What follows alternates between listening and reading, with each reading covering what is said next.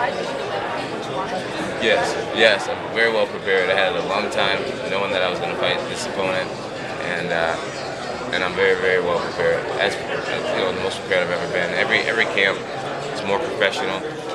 We know what we did wrong last time to make it better this time. You know, I'm growing and growing and growing. More people on the team, more people helping me out, more people with one common goal. So yeah, our professionalism is really tight, and it helps me be really relaxed and know everything's well put together. You are afraid of, or you have to be careful? No, not really. I'm not afraid of anything. I'm just respectful of what he's good at, and also respectful of what I've done and how hard I've worked. Speaking of being relaxed, you're known to meditate before fights, including making it out to the Niagara region of Falls Falls. Can you share with you where you're going to be this time? Yeah, but meditation this season, I definitely will be doing leading up to this fight. I do that every Friday. You were talking about confidence, and he's talking about that too, Alexander. How important is that? It's really important. You know, you got to believe in yourself wholeheartedly. And one thing that I believe in is what I've been able to do in the past and what I've done this training camp. You know, I believe that the performances I have is not a coincidence. I haven't been getting lucky. I've been earning it, and I've been working my tail off. So I just have no reason to doubt myself. We know you've already been brought up a couple times, taking over the mantle as the top pound-for-pound fighter. I mean, we know what you've done in this sport, but given your lofty goals and everything, I mean, you look at your age and what you've done, you kind of rank up there with just about all-around athletes in your generation, your age group. Is that something you think about at all? Do you compare yourself to guys in other sports? No, I don't compare myself to guys in other sports, but I do look up to a lot of other athletes and aspire to be like a lot of other athletes that are doing it better than I'm doing it and who are at higher pinnacles than where I'm at. You know, I aspire to be at the level of guys like LeBron James and some of these bigger name athletes in the world, and you know, I know I'm very far off as far as the influence and you know, following and things like that. But you know, they say if you reach for the moon, come up short. You just land with the stars, and that's what I've done so far. Hopefully, I can get to that moon one day.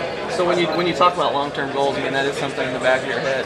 Oh yeah, definitely. To really be a big athlete for MMA and be a big athlete just in general for my own personal brand. That's where I want to be. Yeah, my eyes are set high. Are you interested in your fight, or maybe other competitors that you're fighting tonight? Really just my fight. Really just my fight. You know, I'm here to win my fight and take care of my team, take care of my personal team, my training team, and the people that's helped me get to this point. Oh yeah. Oh yeah. I really listen to my corner. You know, I have a great team. You know, as I go back and watch the fights, you know, I realize that half the things I'm doing out there comes from my own brain. And a lot of it's my training and the coaches I have in my life and the moves that prepare me to be able to execute for this fight. What is it like to head into a title defense without having to worry about any trash talking? It feels good. It feels really good. You know, it helps me just focus on the fight. There has been very little trash talking, you know, coming from Alexander, which is fine by me. You know, it's just the small spark of motivation that you need to be able to be yourself, not be afraid to insult your opponent a little bit if you have to, and just it helps me be more brutally honest. Yeah, you call me an immature child. The truth is, I am an immature child. I'm very immature at times. A year ago, I mean, it was probably premature, but people were saying maybe you'd already cleaned out the division if you get a couple more wins. It seems like that's totally disappeared now. There's 4 guys up there you haven't fought. Does that have anything to do with you being energized and wanting to stay at light heavyweight longer? Say again. You know, there's all these guys you haven't fought now, whereas a year ago we were already saying, well, John's cleared out the division. Does that have anything to do with you being more energized to stay at light heavyweight? I always knew I hadn't cleared out the division. There's always going to be new competition. Always. Every year there's somebody new coming up, somebody promising. You know, whenever a light heavyweight have an impressive performance, the fans instantly want to see a new fight. They want to say, ooh, I wonder, you know, what would have happened differently if he was against the champ. So there you go. There's a new fight right there. You know, that Ryan Homo, I think his name is Ryan Romo, something, the Canadian guy. Ryan Jimmo. You know, he knocks people out. Next thing you know, my Twitter feed blows up. Oh, Ryan's gonna knock you out, champ. You know what I mean? So there's always gonna be a new fight.